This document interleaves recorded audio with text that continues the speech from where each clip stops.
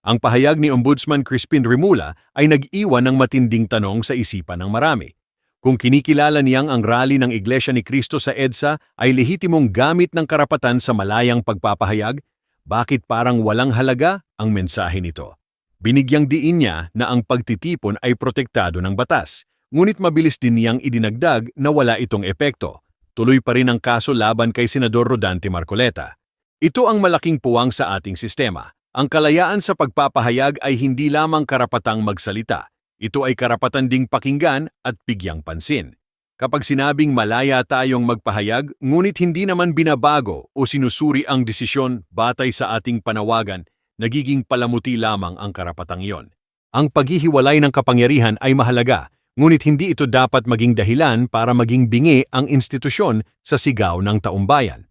Ang tunay na katarungan ay balanse ng batas at pag-unawa sa tinig ng mamamayan.